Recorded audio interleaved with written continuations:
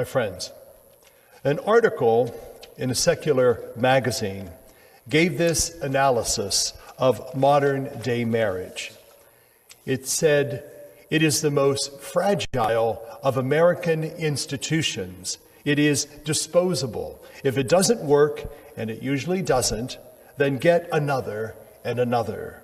Divorce, alimony, child support. These are the symbols by which we define our concept of marriage nowadays." Pretty stark, isn't it? In recent years, many studies have been done and many surveys have been made, all of which provide evidence that family life has fallen on hard times. So, what are we to make of this? What are we going to do about it? And where are we headed? Is this the beginning of the end for those sacred institutions called marriage, family, and home? Well, let me first confess that I do share some concern for the present problems and perils of family life and marriage. But let me also say this: I share no pessimism in the future of the family. Homes are not going out of style. Marriage will not become a museum piece.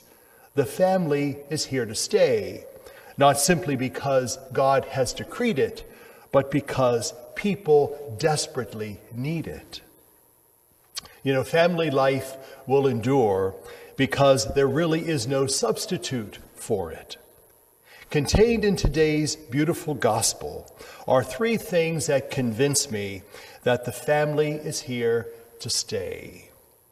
The first is a baby. Now, admittedly, a very special baby, but a baby nonetheless. Now, at this time, Jesus was probably about 6 weeks old and utterly helpless and dependent on his parents. Yet the irony of it all is that the future of the whole world depended on this baby. That is one of the most fascinating things about babies. Ordinarily, we think about them needing us. But try to imagine how flat and flavorless our world would be if we did not have babies and children in it.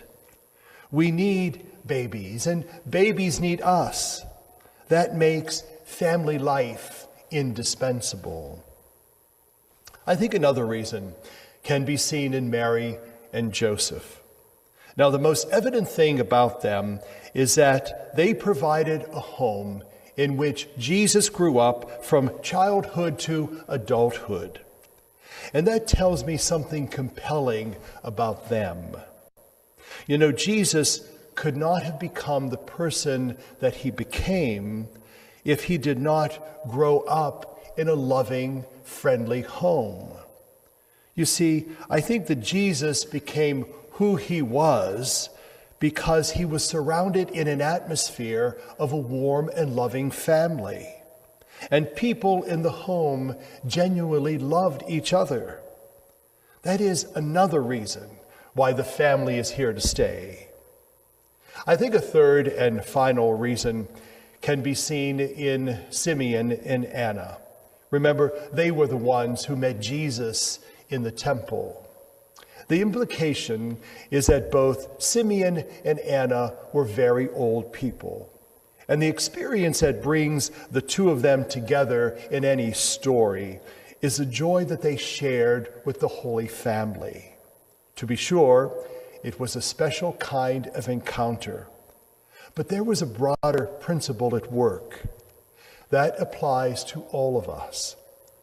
Who among us is not deeply moved by the sight of a young couple in love holding a baby? Such a scene, it seems to me, is a vote of confidence in the future. All of us, young or old, married or single, all of us need the encouragement of the family.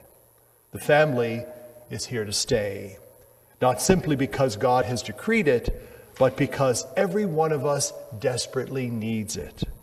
It is a vital part of your life and my life, and there's nothing in the whole world that can ever replace it.